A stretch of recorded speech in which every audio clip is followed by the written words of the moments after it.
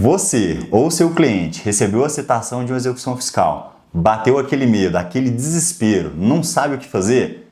Paga a dívida, nomeia o bens a penhora, deixa a execução fiscal rolar? Calma, não se desespere. Meu nome é Jefferson Vieira, sou advogado, especialista na área fiscal, atuo há 8 anos e já atuei em dezenas de execuções fiscais. E nesse vídeo eu vou mostrar para vocês 3 alternativas que a gente tem para seguir. Então, antes de tudo, o que é uma execução fiscal? Uma execução fiscal é um processo movido pela Fazenda Pública, em todas as esferas, federal, estadual, municipal, para conseguir o recebimento de um valor que lhe é devido. E aí nós estamos falando de qualquer tipo de dívida que a gente tem ali com a União, estados ou municípios. Autos de infrações, até mesmo multas de trânsito. Legal, conceituado de maneira simples e objetiva, para todo mundo entender o que é uma execução fiscal, vamos então para as alternativas que o executado tem para se defender. A primeira delas são os embargos à execução fiscal. É o meio pelo qual o executado pode arguir qualquer matéria de defesa. Prescrição, decadência, pagamento, ilegalidade do débito. O rol de matérias é muito grande e por isso é o principal meio usado para se defender. Só que há requisitos e eles devem ser cumpridos para que o executado possa então apresentar os embargos à execução fiscal. E quais são esses requisitos? O primeiro deles e o mais importante é a garantia integral da dívida. E como essa garantia deve ser feita? A lei elenca alguns bens que são passíveis de penhora e que servem, então, para garantir a integralidade do débito. E dos bens passíveis de garantir execução fiscal, o primeiro deles é o depósito integral do valor executado. E como é que é feito esse depósito? Você deve ir lá, gerar uma guia de depósito judicial, fazer o pagamento dela. Esse dinheiro vai ficar disponível para o juiz e sendo atualizado mensalmente. Isso vai garantir tanto para o juiz quanto para a fazenda de que, uma vez encerrada a discussão e sendo executado perdedor, esse dinheiro será convertido em renda em favor da Fazenda Pública, que irá se beneficiar. Portanto, a Fazenda Pública nunca se opõe ao depósito judicial integral. O segundo bem passível de penhora é o denominado seguro-garantia e a carta-fiança. Estes são instrumentos formalizados junto a bancos e seguradoras, das quais o banco ou a seguradora vai garantir a sua dívida caso você seja o perdedor no processo.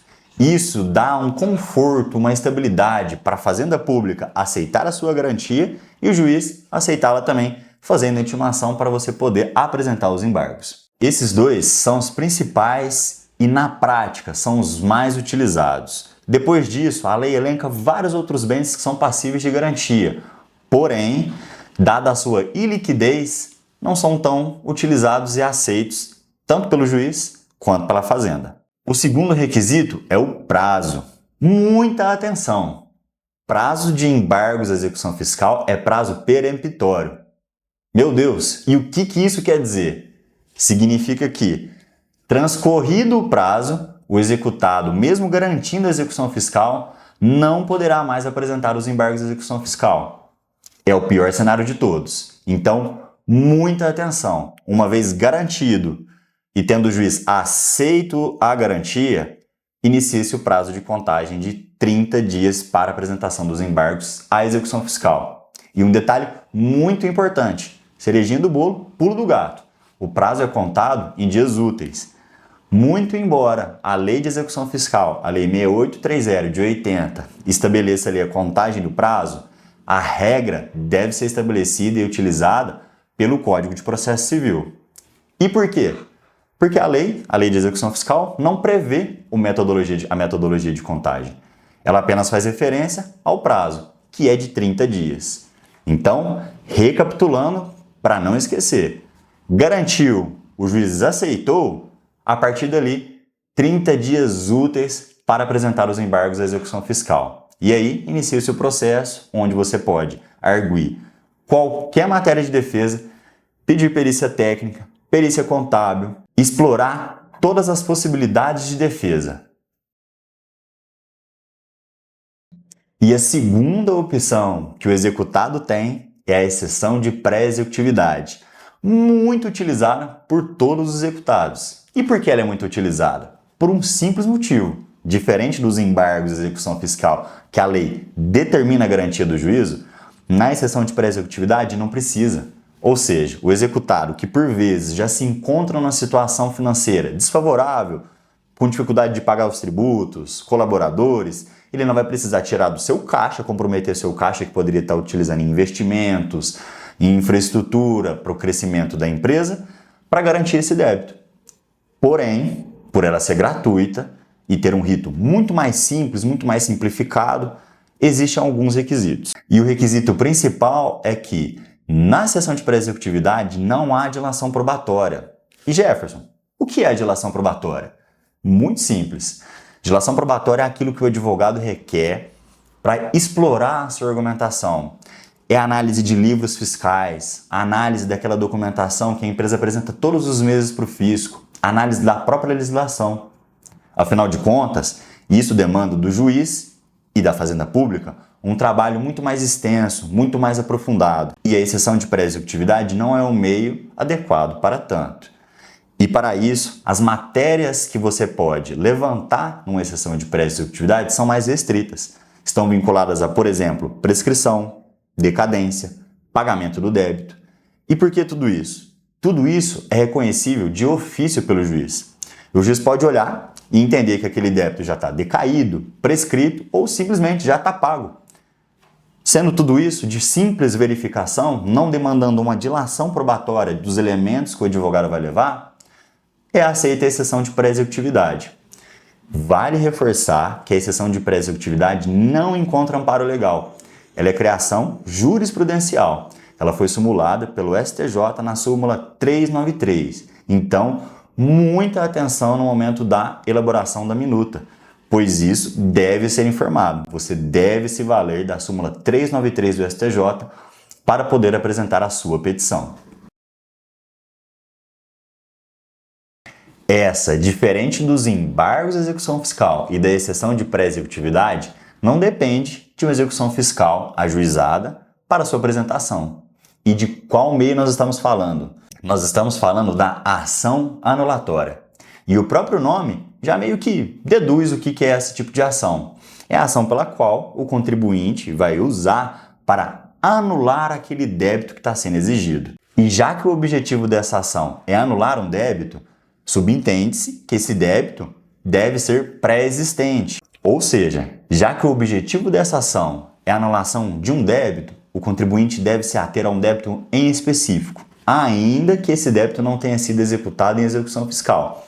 Neste caso, não há um impedimento, mas há também requisitos. E por ser uma ação autônoma, o advogado deve distribuir um processo inicial, tudo do zero, com a minuta da petição inicial, pedido de citação do réu, que vai ser a Fazenda Pública que está exigindo aquele débito, e na petição inicial o advogado deve explorar todos aqueles argumentos que ele entende como cabíveis e passíveis de derrubar aquele débito. Nesse caso, não há limites para que o advogado pode alegar. Pode explorar toda e qualquer linha argumentativa.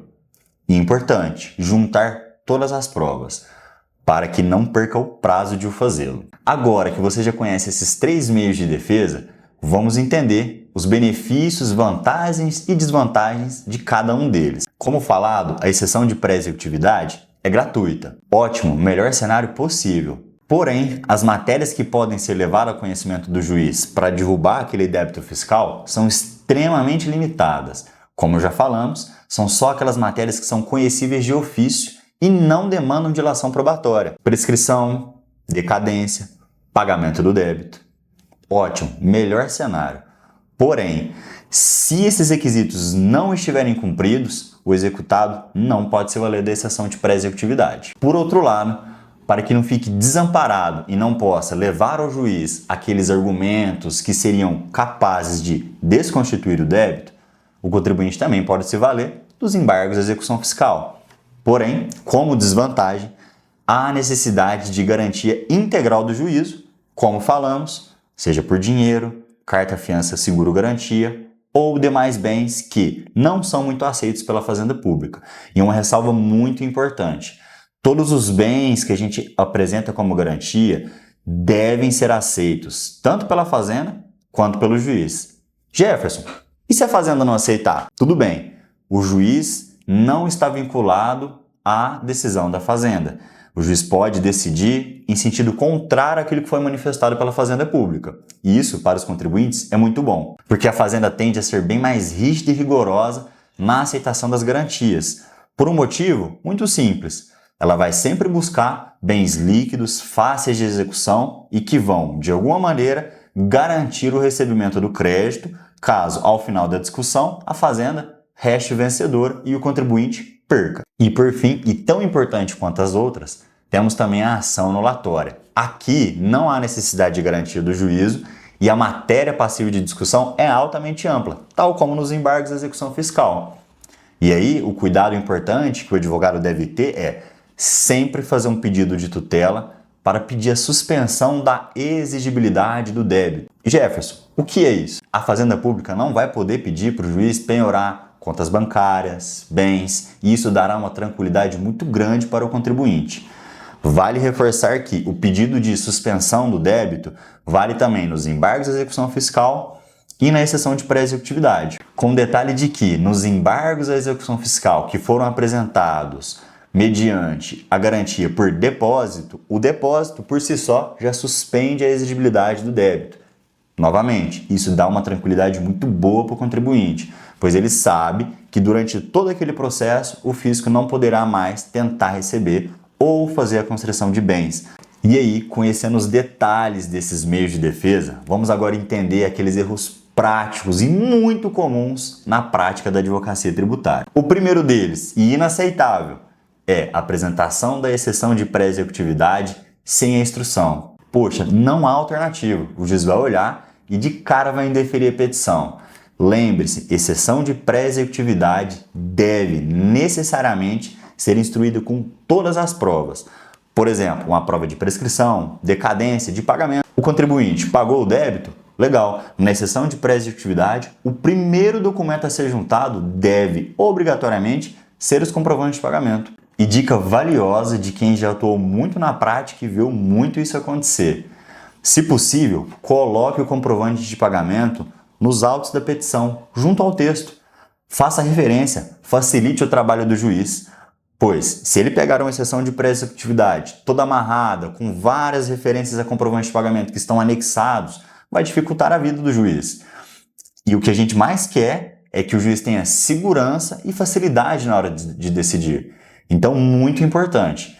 Foi mencionado que o pagamento foi feito, logo em seguida, acoste o comprovante de pagamento. Cole ali no texto da petição e, em seguida, faça a referência nos autos do processo de como você está o juntando. Outro ponto, está mencionando ali, prescrição, decadência, legal. Esclareça para o juiz, esmiúce. Onde foi o fato gerador? Quando foi a constituição do crédito?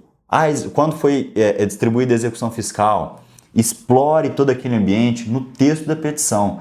Não haverá outro momento para fazer isso.